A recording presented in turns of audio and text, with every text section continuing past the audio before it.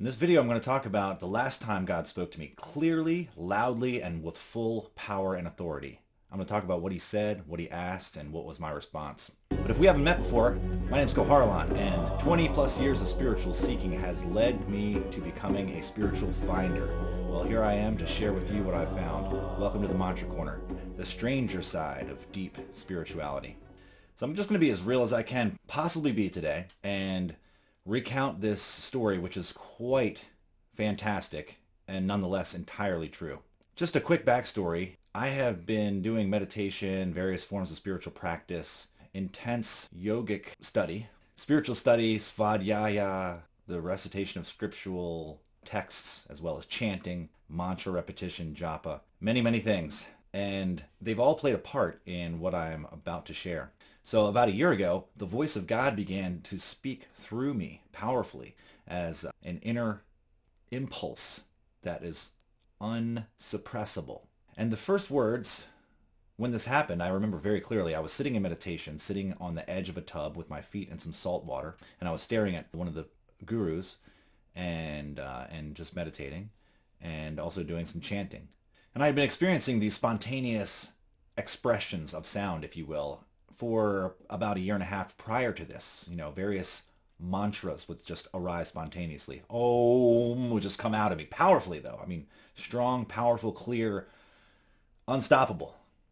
And yet, I didn't really think too much of it. It was just one of the many Kriyas that I'd been experiencing. Now, a Kriya, if you're not clear on what that is, a Kriya is what happens when the Kundalini rising up through the Sushumna Nadi, which is the central channel of the spine. It's the central channel of spiritual energy that runs through the body. When the Kundalini is activated, it rises and it begins to burn through these false impressions called samskaras. Now, samskaras are basically impressions that were left from traumas and things that we experienced that we weren't able to fully process. And so now they become like these filters that we experience everything in life through. They become the basis of all of our beliefs and our habituated patterns of expression, our personality, all this kind of thing becomes distorted through the filters of these samskaras. And they are also what prevent us from seeing the truth, from seeing the reality of who we actually are as divinity. So when someone thinks that they're going to enlighten themselves, they're just simply being fooled, because you cannot enlighten yourself from an egoic standpoint. Without an awakened Kundalini, there is no hope for enlightenment. It's not possible, because you see these impressions. Everything we do, all actions we take come from these impressions. They come through these impressions, and these impressions are false ways of seeing things. So you see, no matter how much work we do at undoing them, we'll be continuously creating more impressions through our wrong understanding. So we need spiritual power to undo these impressions, to literally burn them up. It's literally burning away our karma. So when you hear about the term burning away karma, what does that mean? Well, karma, these samskaras are like latent seeds of karma. You see, they are lodged in our system, and everything we express gets filtered through them, and everything we experience gets filtered through them. And so they're just waiting to be expressed. We can't avoid expressing them. They're our karma. And so every action that we take creates more karma. And so you see, there's no way to be free of karma without the power of Kundalini burning up these Kriyas, because we'll just be continuously creating more and more karma. Even our action of trying to free ourselves from karma is just creating more and more karma. What happens when spiritual energy gets activated through Kundalini awakening, through a guru, then this energy begins to burn up these impressions and work them out as Kriyas. Now, a Kriya is a spontaneous body movement, or a physical manifestation of one of these samskaras being burned up. So it can manifest as a sickness, an illness. It can manifest as intentions and desires. It can manifest as experiences that are difficult. Mostly that's how they can be experienced, because if we had to experience all of our karma in order to be free, right? Like I said, we would never be able to be free, because we'll continuously be creating more and more karma along the way. So the Kriya is a manifestation of God. It's a technology, if you will, that comes about from this Kundalini awakening, the energy, the awakened energy of God burning up the samskara. Now, when it hits that samskara and it starts to burn it and dissolve it and eliminate it, this can create all sorts of spasmodic type of movements in the body. And that energy just wants to be expressed. God's energy just wants to come through, right? But it cannot come through the vehicle of an ego, of a mind-identified being. That person needs to be purified so that that expression can come through powerfully and fully. And so that's the process of yoga. That's really the process of Kundalini awakening. People have all sorts of misunderstandings about these things. They have all sorts of misunderstandings of the word Kriya and where it comes from. And this is a problem because what happens is seekers throughout the ages, they see masters performing these activities, right? And so they try to mimic the activities, thinking that, the master does this activity, the master does this yogic position, right? And that must be what he's doing to have his realization. That must be the practice he's doing. But this isn't actually accurate. You see, the practice comes about spontaneously. The yogic master, having done purification work, now is a vehicle for this energy to move within him, to move powerfully on its own accord. And so it creates spontaneous body movements and kriyas in order to further the purification, in order to free him of his karma or her karma, so that they may fully express their divinity uninhibited. Oh, hey, if you're getting value out of this, don't forget to like and subscribe. All right, back to the show. Whenever I let go inside fully, surrender fully, this power takes over and it expresses itself through me. Now, I don't disappear or go into some trance or anything weird like that. What I am is fully present to witness this and experience it fully. But what I am not is doing it. I am not the cause, and that is clearly, obviously seen. However, what's also seen is that what I am is not separate from that source. This may take some practice to see. It definitely takes some meditative and contemplative self-inquiry. Self-inquiry is indispensable. There are many things that are necessary in order to attain enlightenment. Well, self-inquiry is one of them, as well as a rigorous self-honesty, a guru who can transmit his or her understanding directly and awaken your own, kindle your own inner fire, as it were, and then the correct understanding and application of those principles. These are all necessary to enlightenment.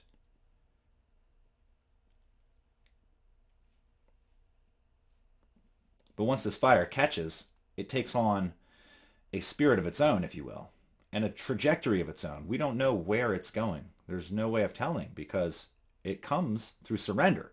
So there's no way of me directing the path. Once I've surrendered, that's it. You bought the ticket, you take the ride. So anyways, I just want to give you that as a quick little bit of a background because these experiences are the result of the fruits of my spiritual practice, of my rigorous and intense desire to inquire into the nature of reality and to the nature of God and to the nature of my own self, which it turns out are one and the same. Well, we're not going to go there quite yet.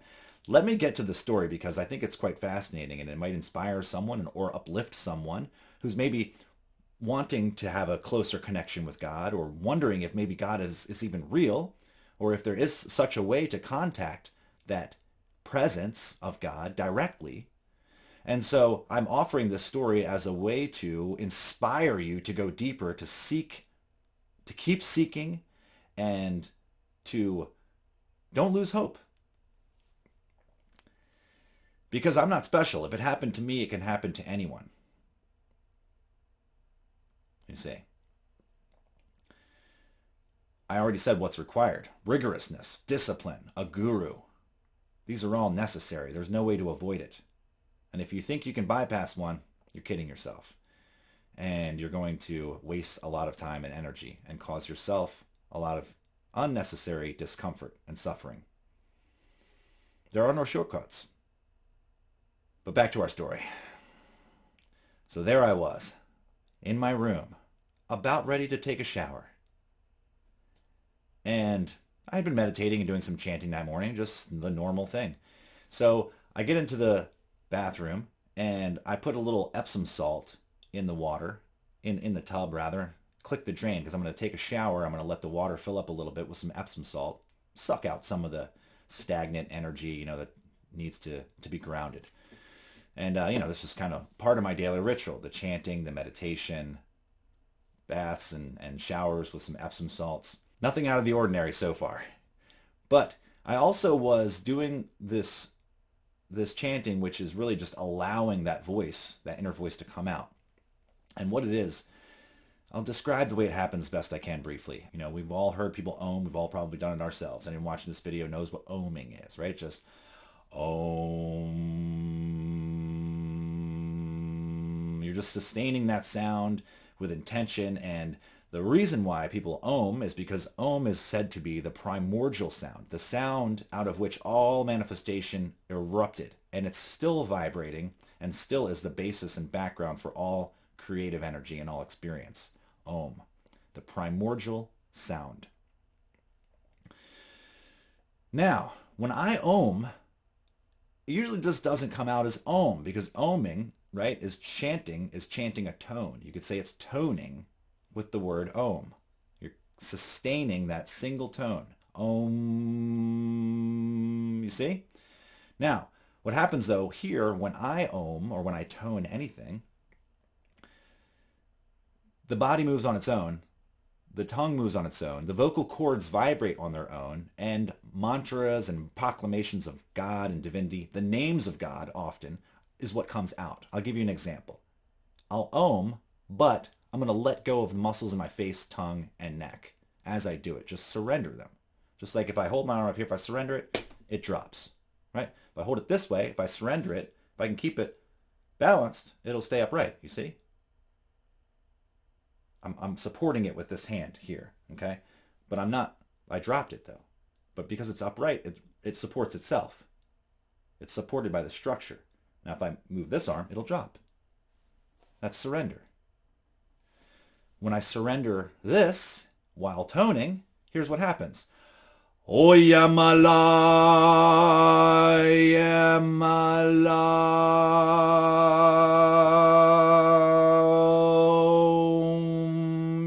Yahweh Allah.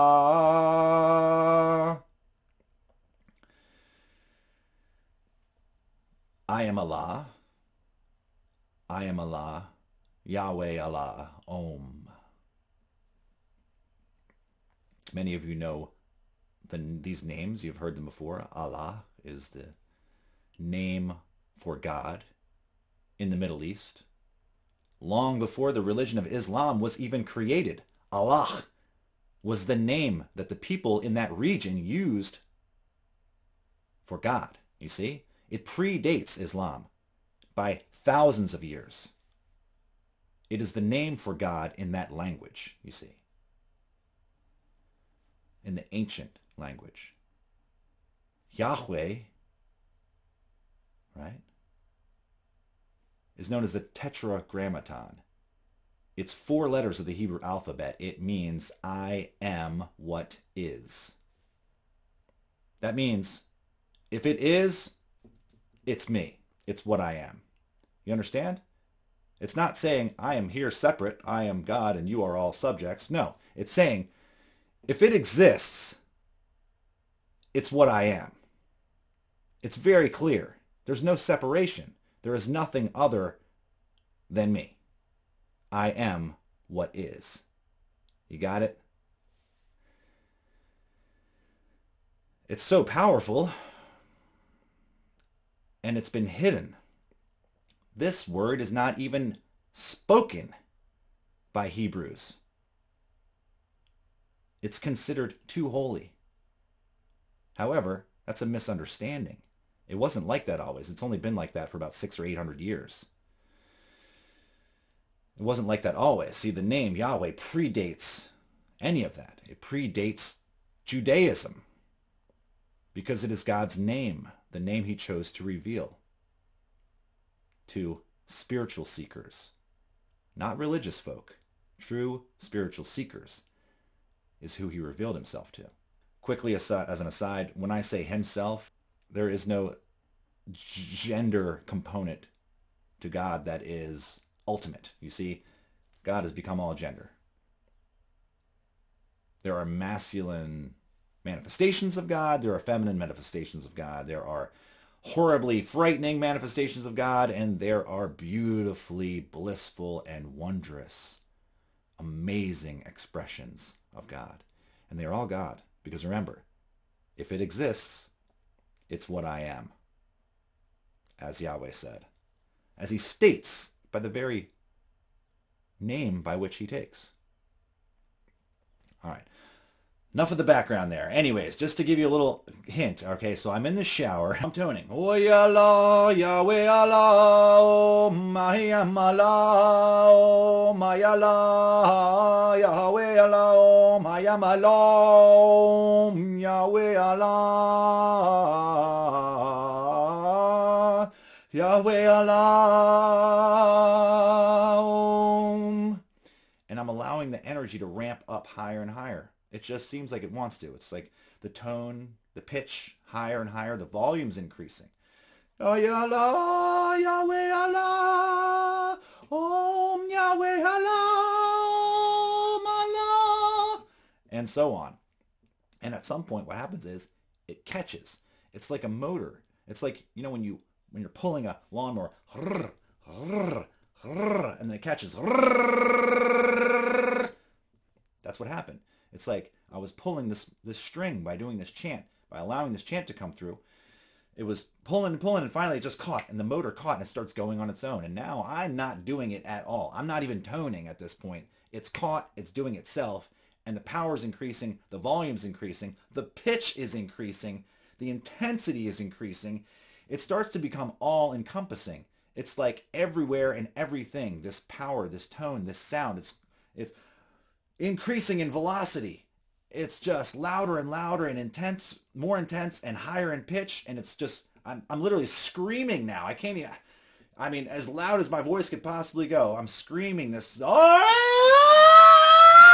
just continuous higher and higher. Insane. So I'm just watching at this point. Wow, this is really incredible. And I'm starting to feel this power now intensify. And as the power intensifies, it's like there's a tornado a mile wide right in front of me, right in front of my face, except for it's also inside me and also behind me. It's everywhere. It's everything. It's me, and it's everything that I experience.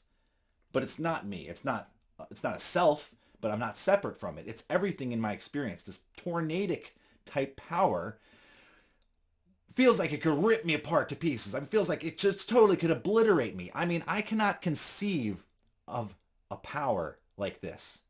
I'm telling you, there's no possible way in my imagination ever in my life I could ever even conceive of a power this great. I'm doing my best to describe it now, but I'm doing it the worst unholy justice that I possibly can, because there's no way to describe this. But bear with me, I'm doing my best. So this power, which is like ripping me to pieces inside, and yet I'm still here, it begins to take the shape of a voice. That doesn't really make sense, but it takes the form of a voice. It's still in the form of a tornado, of this infinitely massive power that is everything. That is what I am, that is everything in the world, in the universe, and beyond. And it's the source of all. As best I can tell, there's nothing greater. That I've never even conceived of anything this great by orders of magnitude. It's beyond conception. And yet here it is, being experienced. And it begins to talk. It speaks to me. It asks me a question.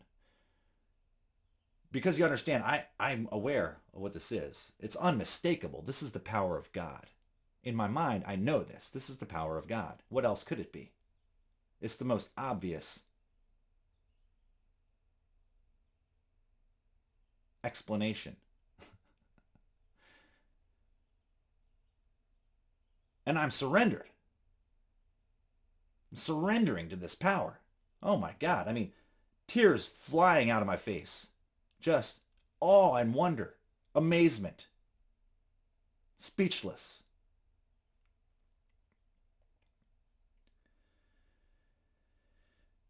It says to me, "Do you believe I am the Most High?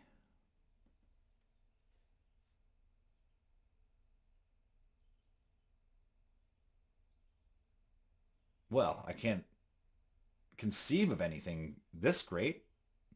This is orders of magnitude greater than my wildest imagination. Do I believe that you are the Most High? Yes.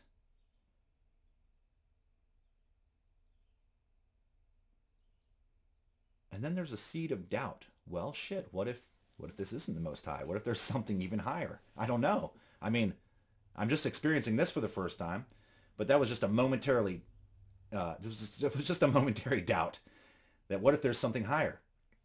I don't know. But I'm surrendered, and the voice is asking me further, who do you worship? Who do you surrender to? And it's beckoning me to say its name. I know this by the question. It's saying, who do you worship? I want to hear it out of your mouth. Who are you surrendering to? Because I'm literally on my knees in the tub at this point. And I'm stood up again. And I find myself, I know the name of God. Since these Kriyas have started, I've known the name of God. The name of God is Yahweh Allah. And my spiritual name is Yahweh Allah KoHaraLan. And when I first heard that, it blew me away. Yahweh Allah, these two religions hate each other. How could that be? But it is. It's just a different expression of that same divinity.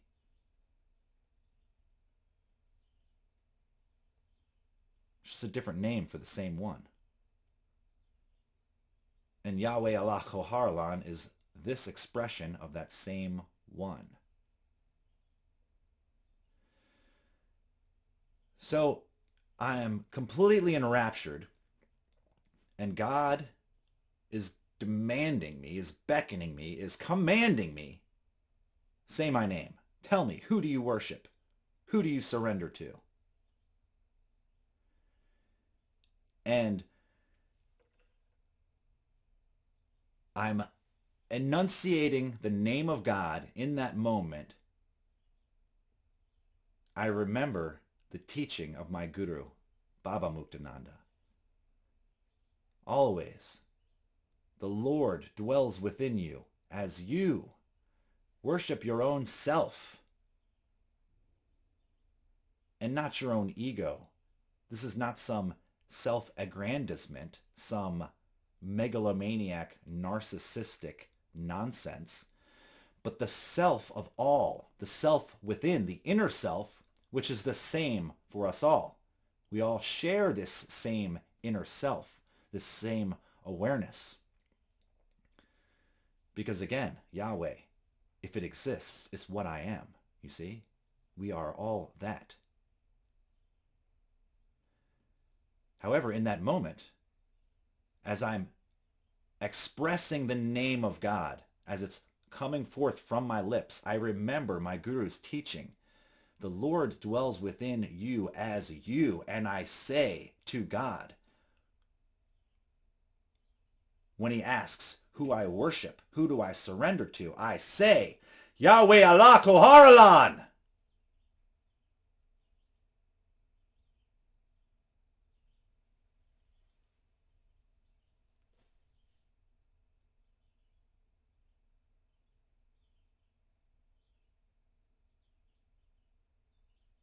The inner self is God.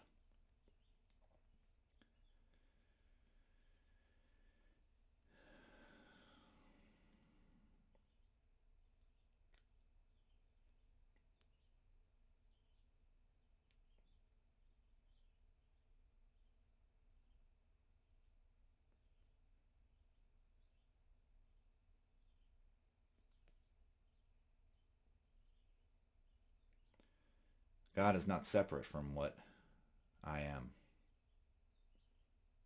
God is what I am. God is what you are. God is everything. And God is the source of everything, more importantly.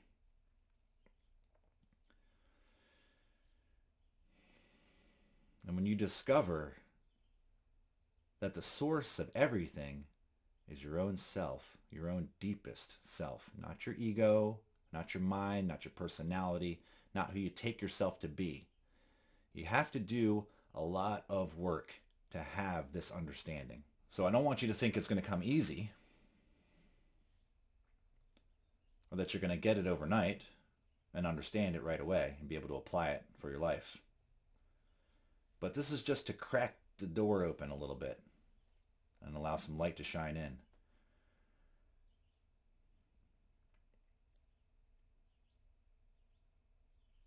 What you are in your essence is God, your deepest self. And everything that expresses is God, but it's God expressed through samskaras, through false impressions, through misunderstandings, through trauma. You see? That's why there's no evil people. There's no bad people. Everyone is God. Everyone is divinity expressed. Every one of us. Even that guy, yes. Even that person, yes. Even you.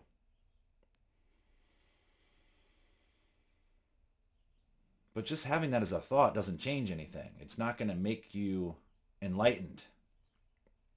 It might make you a nicer person, or could make you an asshole. The thought is not going to help. The understanding is a radical shift in identity, is a realization, a recognition of truth. And it's not easy. It comes hard won. You have to be committed to the truth to want. You have to be committed to the truth to see this, to let go of the way that you want things to be, the way you want to see them, and the way you've been taught, and the way you believe. All the guilt, all the programming, all the shame, the anger, frustration, all that stuff that gets in the way from seeing clear truth. But God asked me who I worshiped, and I told him, I worship you. I worship me. I worship self. Deepest self awareness. The true source of all. And I wasn't struck down. Far from it. Our conscious connection has been growing. My sense of inner empowerment has been growing. It's a lot to swallow. Every time I see it clearly, the only correct response is, what the fuck? I mean, it's so insane to think that here we are with all these problems in this world that's so confused, filled with difficulty, suffering, and yet our very own essence, our self, our awareness is the source of all of it. The source of all of our problems and all of our solutions.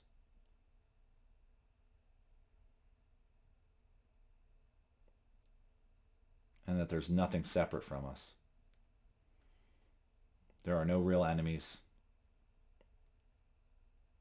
There's only God expressing as this.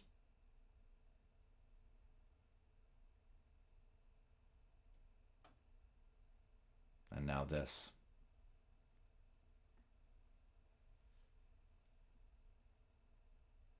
And now this. And so what does this realization, what does this experience do for me as an individual? Anything? Well, I can certainly say that it removes a lot of fear. It dissolves a lot of the sense of separation and worry and doubt and disconnect, the feeling of being alone. You see, when you know your true self as God, as essence, as divinity, and you know that everyone else, the same essence, the same inner nature, this world becomes filled with wonder.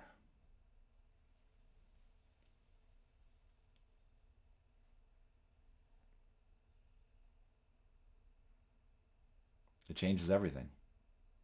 Even if the circumstances don't change, the crucial element is what matters. And that's the filters, the perspective, the paradigm through which we see and experience this life. Do I experience it as a limited individual, separate from everyone else, having to scrape and scrounge, and in constant fear of danger and threats from all around? That's one way to experience life. It's the way most of us experience it most of the time. It's pathetic. When our true nature is divinity, that's a pathetic way to experience life. You are worth more than that. Infinitely more. And to awaken to the truth is your destiny. That's why you're watching this video. That's why my words come through and boop, touch you right in your heart.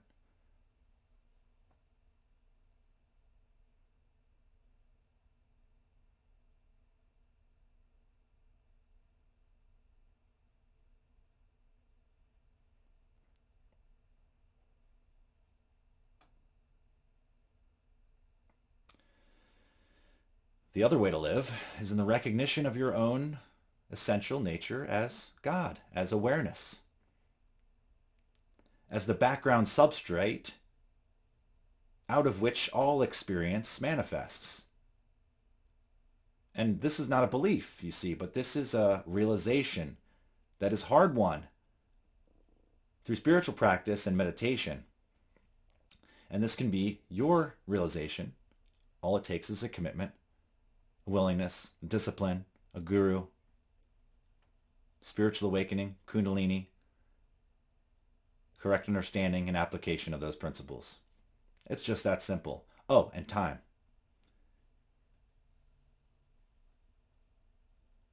It's just going to take some time to undo all those samskaras so that you can start to see clearly and experience the truth directly instead of through the filter of your belief systems.